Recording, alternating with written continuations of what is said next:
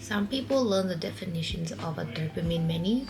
Those things like that really changed my mind. I now have realized whether it's an item, an action, an event is overstimulating and what is not, to really rewire my mind to have more calmer moments and also to focus better. The crazy thing about being overstimulated all the time, and once you've identified what is and what is not, especially for a person with ADHD like myself, it's mind blowing because it feels like everything these days is overstimulating for you.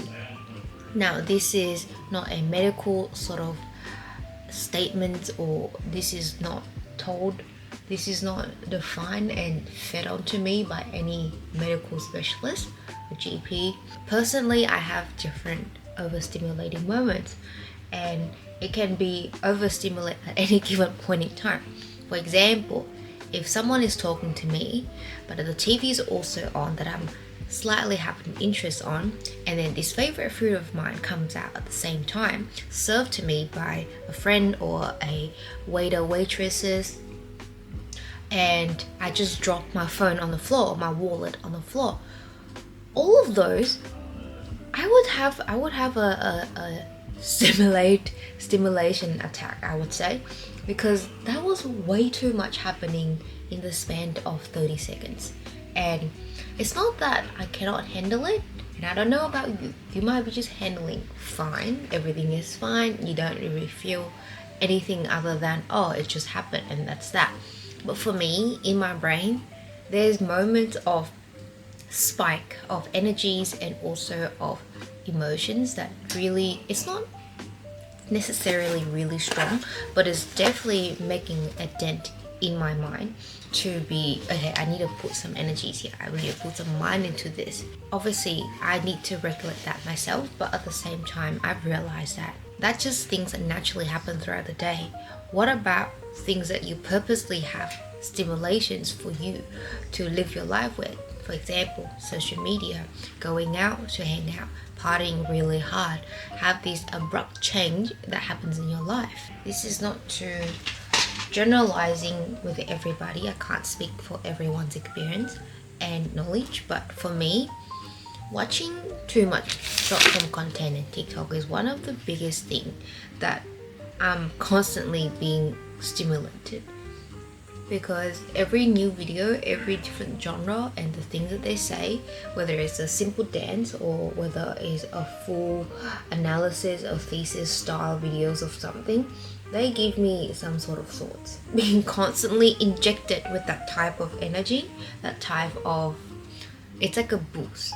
When you watch something or consume something that's really, really information packful, they give you a strong boost, a dose of, I would say, energy for now, but your interest spark up, your emotions, you become more attuned to it, and then your bodies are ready to receive everything. But I realized that you should not be like that all the time. You should not be on the verge of readiness all the time to receive all of that information, because they are tiring, and I don't know if that's good for you. Funnily enough, this comes with age as well, but I realize how when you are overstimulated all the time, how people come to meditations and breathing techniques and mindfulness, because those are the moments where you can really detox and reset. But what I've learned so far with meditations and relaxations and mindfulness morning is that you need a break from society, you need a break from all of your thoughts and all of your just things that happen in your life.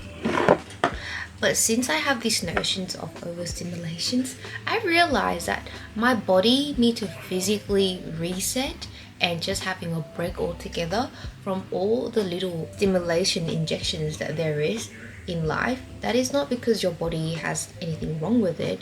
It just simply is because there is so much going on these days.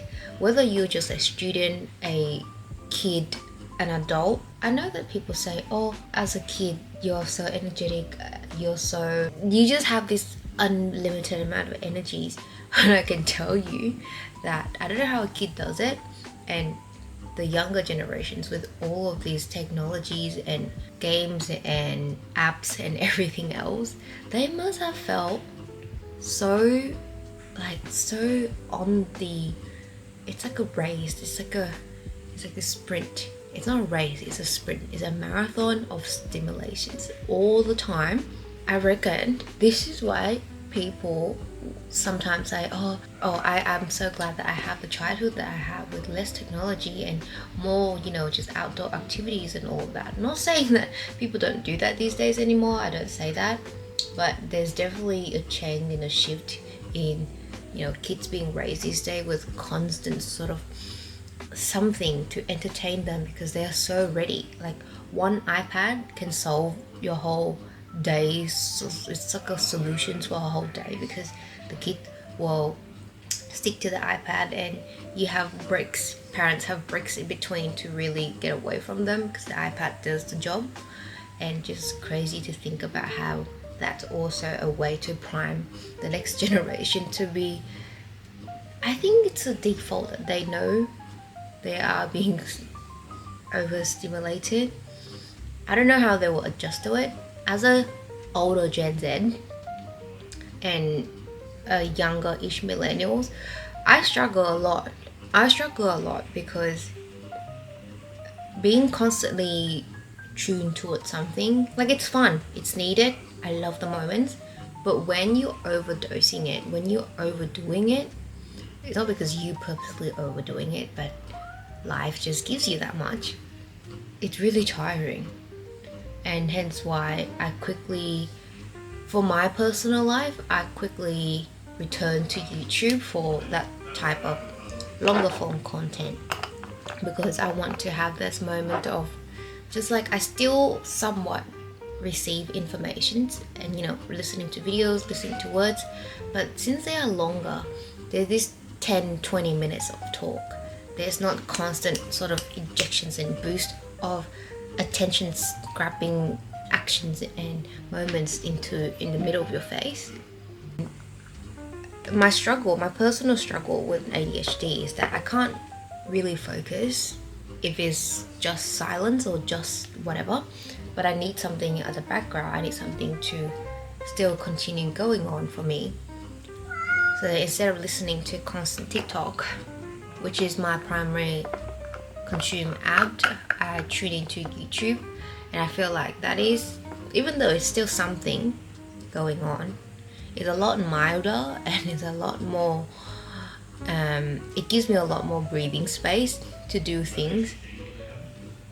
And I'm pretty sure that you would listen to this video and feel like this chick is nuts, because who would try to find focus still have background videos going around? But I think for some of us that's really part of the reality these days, because I can visibly tell the productivity I have having a video on at the background versus not having anything at all. My mind sort of lost its track, run through everything towards the world, whether the window's open, there's some birds outside, my cat is here, the computer's open, my laptop is open, I like a different mouse today, my keyboard is not typing the way it's meant to be. Like everything else can grasp my mind rather than the things that I was meant to be doing. But having a video is on, meaning I have created my own sort of distractions to focus more on what I think I need in life. And I think this is a long-term effect of multiple things added: ADHD, overstimulated, and well, those two things for sure. Of solutions, there's definitely is solutions like medications, and there's other techniques that I'm not too sure how that will help. But I think with any sort of inconveniences in life, you really have to adapt to whatever solution it is that works for you. And I'm in no rush to, oh my god, make sure this is sorted by 2024, 2025. It doesn't really work like that for me. I don't believe in rushing to a solution to make that go away. Sometimes it does work like that, but for me, for something that seemingly a part of my life, a part of how my brain now functions, there is no point pushing a deadline on it, because there are so many other things that's going on.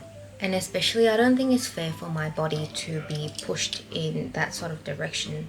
Like, I am not a politicians or a singer or anyone massive with a deadline that need to adhere tomorrow. I'm just a simple ordinary person that like to take care of their health better, but at the same time give my body and my mind the time and the space to really be adaptive to that. Comment before where people would ask me, why don't you just get medication? Isn't that so much better to jump on medications and all of that? I totally get it, and I appreciate the power of medication so much because I do have medications for other matters. But for me, again, it's not a life or death situation. For other matters, I would totally appreciate and follow the instructions and the guidance on that, because that is a more severe matters that really affecting my life.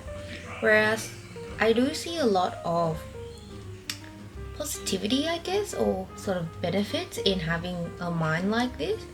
I think that I think a lot, like not just being an overthinker, but the amount of information and the amount of different scenario that going on in my brain at once. I think it's crazy, and I normally joke to my partner is that, man, if I'm actually having smart thoughts instead of just whatever thoughts, I could have been like really helpful for society. They're kind of fun. I do put them into sort of something productive, like a business or a idea or video ideas, something really productive. But at the same time, they can be somewhat burdening, because when you have to carry so much thoughts and informations, it's overwhelming. I would say, like, overwhelming and overstimulated. They do contribute a large sum into what's actually happened in my life. It is so then everyone can be like, haha, you have, or like you're crazy or whatever. But I simply think that this might not be the majority of people in the world right now, but I feel like anyone who has similar-ish situations or live similarly like me can relate. And I wanted to know how, if there's anyone out there, that's firstly for once, and two, how do you deal with life normally? Is that, do you just get a therapist to talk to? Is that you just really don't mind about it like me, but somewhat want to improve it slowly and organically, I would say? Or is it that you enjoyed it so much that you want more of it, you want more of that conditions and that type of thinking rather than running away from it? So I really want to know, is it something that's really benefited you, or is it something that you feel like could have been improved so then you can have a better quality of life? And also just like daily activities, it doesn't have to be rocket science. Everybody is different. Everybody is different from the background, the living environment, the access they have, the access and resources of things that they have. So it's really interesting to learn from different perspectives. I think too, I want to remind or share with anyone, especially if you felt like you are alone, because there is major time where I felt like, holy shit, I am so weird. I am the only person who had this type of conditions or thoughts. Is that it is not weird. It is uncommon, I would say, but it could be a lot worse, I would say. And it is good that you acknowledge it and you have some sort of support or intention towards it to either get it improved or just understand it a lot better and sort of adjust yourself and your life into that type. And I think that is a very positive thing to have. Acknowledgement and self-awareness is one, but also your intention to go towards getting this understood better. I think that's already a very good start. And there will be a lot of people that have the same things. Like, I'm not saying that, oh, you guys might have the same thing that I do. The thing is, we are all different. We have all different living conditions and background and everything else. So we might have something similar-ish, but even if we are medically diagnosed with the same thing, I'm sure that our experiences would not be the same at all, and how we deal and cope with it on a daily basis would not be the same. But to be able to share this and just, you know, be understood to some extent about the thing that we have to deal with on a daily basis, I think is also really encouraged, should be encouraged and supported. And who knows what it could mean or could do to the other person, right? And I'm not shining away from topics like this. I think that it's not being nosy, or it's not being, you know, exposing yourself or your life. It's more of a sharing story. It's more of a experience sharing. It's sort of like a live sharing experience, and we, you know, chat instead of face to face and having a coffee. We are doing it on the internet, and in this case I'm doing my makeup with you guys. But yeah, let me know, because that would be really interesting to hear. Yes, let me know. I hope that you have a wonderful 2025. If anything that you feel like is not very beneficial or helpful for your focus, energies, and, you know, if you're being overstimulated all the time, welcome to this side of the world. And hopefully we all have our calm moments to really reset and take a lot of time, like mentally have a break to slowly adjust back to the busyness of life. And hope that you have a wonderful start to the year. That's it. Love ya.